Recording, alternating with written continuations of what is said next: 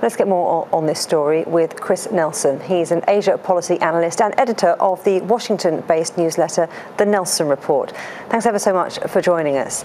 Now, Rex Tillerson says that Jong-un doesn't understand diplomatic language, and that's why Trump used the words that he did. Isn't that all the more reason for the world's greatest superpower to lead responsibly and push for diplomacy rather than to stoop to Jong-un's level?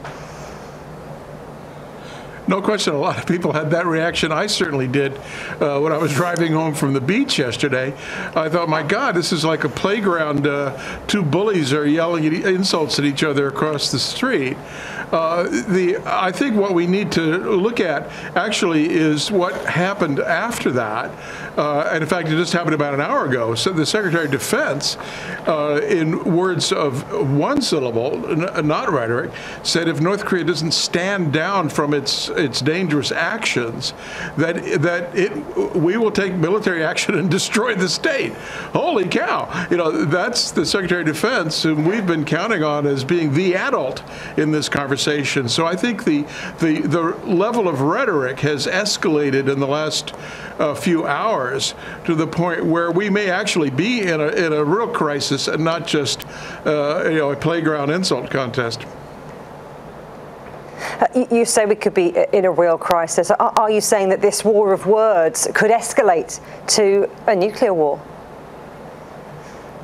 Well, I don't see how it would escalate to a nuclear war unless there were grotesque miscalculations by the North Korean leadership. And so far, they have, over the last 40 or 50 years, since the Korean War, they've managed to avoid, the ultimate provocation, which, as Trump said very clearly, and as Mattis said just an hour or so ago, would result in their destruction.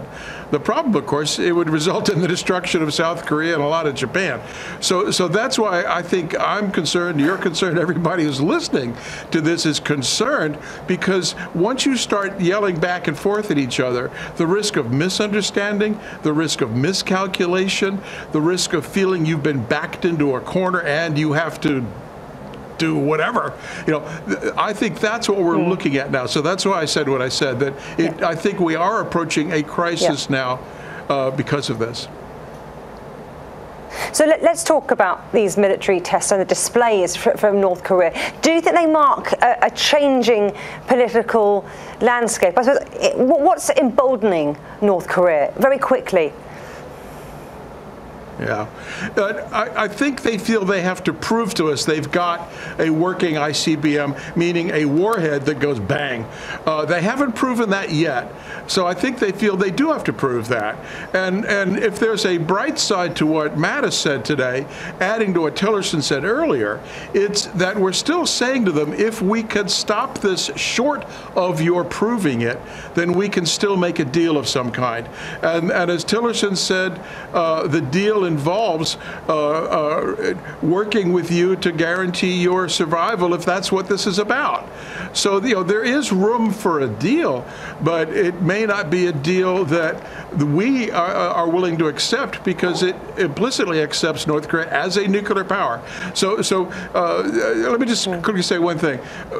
For the last 10 or 15 years, we've tried to be reasonable and tried to talk responsibly and tried to make a deal that you and I would recognize as rational. Well, it hasn't worked. So maybe scaring the hell out of everybody and sounding irrational, maybe that'll work.